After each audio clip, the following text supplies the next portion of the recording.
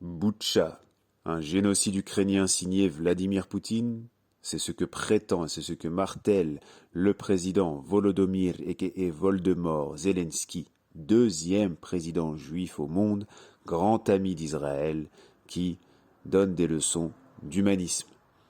Ce dernier prétend qu'à Boutcha il y a eu un génocide. Voyons ensemble, en se basant simplement, de manière objective, sur un article de France TV Info, une source des plus accessibles et une source des plus simplistes, qui va nous éclairer au sujet de la notion de génocide. Voyons ensemble de quoi il s'agit.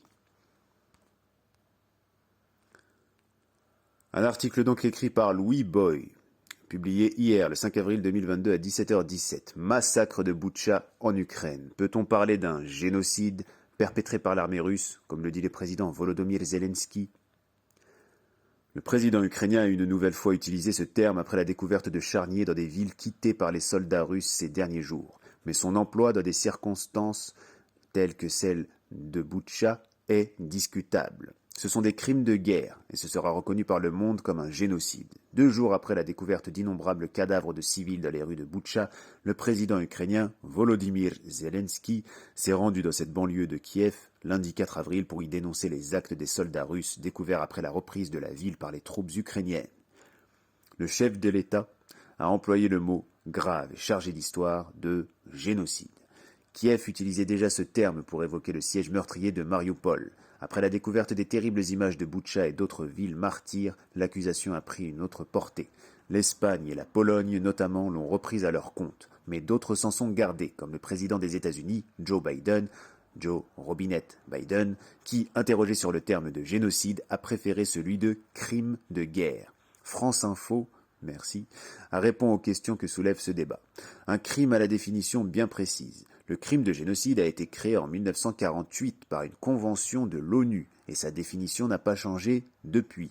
Il désigne certains actes, principalement les meurtres, commis dans l'intention de détruire ou tout ou en partie un groupe national ethnique,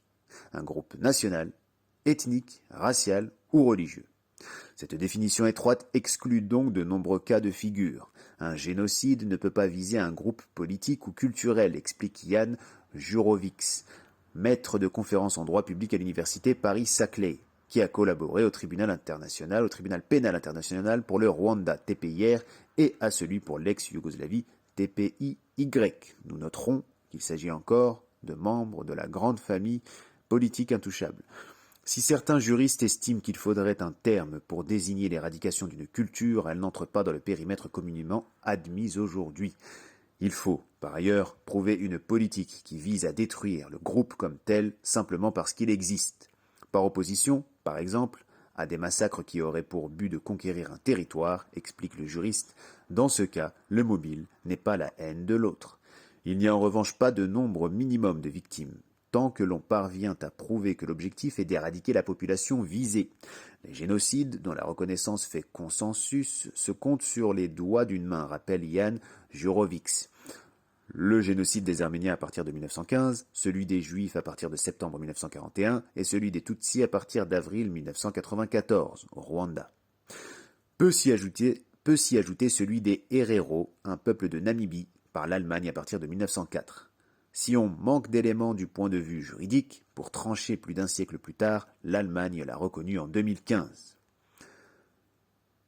Plusieurs éléments constitutifs d'un génocide sont, en l'état de ce que l'on sait, absents de la situation en Ukraine, aux yeux de Jan Jurovics. Les auteurs d'un génocide ayant l'intention de faire disparaître le groupe qu'ils visent s'en prennent à tous ceux qu'ils rencontrent.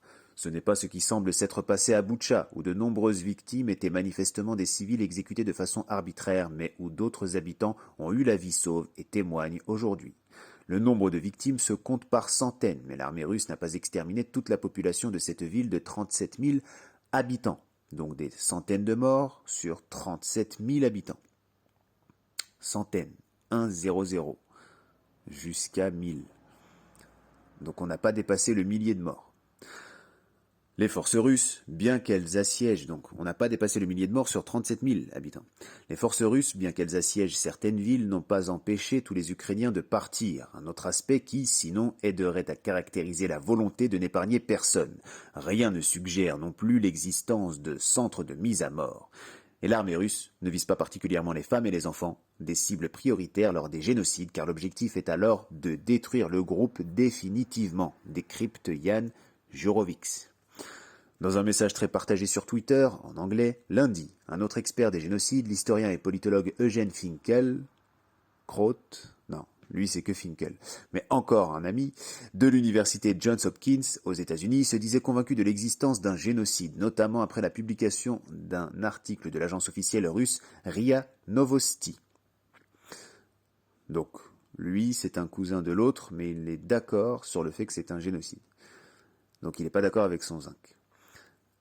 Publié dimanche et résumé en anglais par un journaliste biélorusse, ce texte défend une vision très large de ce que la Russie qualifie de dénazification de l'Ukraine, intention plusieurs fois revendiquée par Vladimir Poutine. Tous les Ukrainiens ayant pris les armes doivent être éliminés, et la majorité de la population ukrainienne soutient les nazis, écrit notamment l'organe de presse étatique. Une des déclarations les plus explicites que j'ai jamais vues de l'intention de détruire un groupe national, estime Eugene Finkel, lui-même israélien, mais né en Ukraine. Voilà quand on vous dit que ce n'est pas une obsession. Mais là encore, le juriste Yann Jurovics est en désaccord avec cette analyse. Oui, donc son cousin n'est pas d'accord avec celle-ci.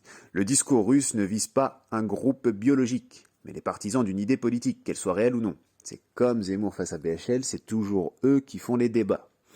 Le test simple, pour déterminer s'il s'agit d'un génocide, est de se demander si la victime a le choix. Un Tutsi, par exemple, ne pouvait pas choisir de ne plus être Tutsi, explique